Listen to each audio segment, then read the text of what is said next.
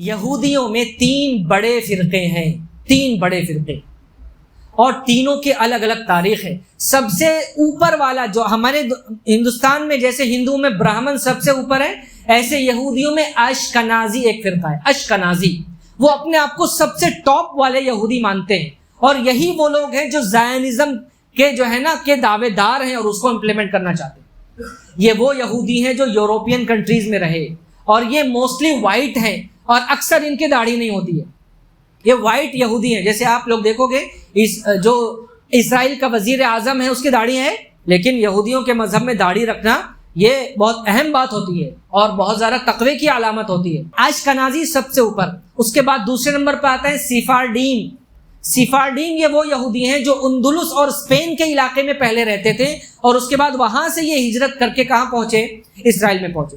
اور تیسرے نمبر کے جو یہودی ہیں وہ مزراہی ہیں۔ مزراہی، یہ مزراہی وہ یہودی ہیں جو عرب کنٹریز میں رہے اور عربوں کے حکمرانی کے تحت یہ رہے، اور اس کے بعد یہ ہجرت کر کے وہاں پہنچے۔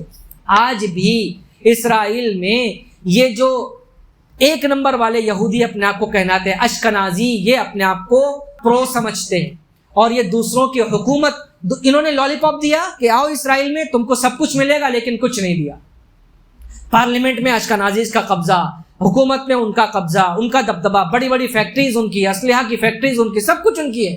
اس کے نیچے والے جو سفارڈیم اور مزراہی ہیں، باقاعدہ ان کے حقوق کو لڑنے کے لیے پارٹی بنائی گئی ہے، اس کا نام ہے Shas party, SHAAS، Shas party.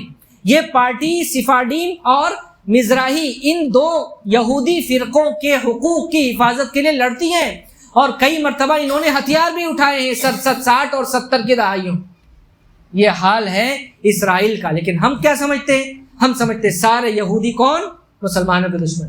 بہرحال یہ تھی مسلمانوں کے ساتھ، مسلمانوں کی یہودیوں کے ساتھ محبت اور ان کے ساتھ رواداری، اور کیسے انہوں نے ان کو اس قرآن کی آیت کے ہونے کے باوجود ان کو کس طریقے سے گلے سے لگایا، ان کو وزیر اعظم بنایا، فوج کا کمانڈر بنایا۔ صلاح الدین ایوبی رحمۃ اللہ علیہ کے چیف ڈاکٹر، چیف فزیشین ہیں یہی رامبام، اور یہ رامبام اس نے عقائد کو داخل کیا یہودیوں میں، بہرحال مسلمانوں کی کتابوں سے پڑھ کر۔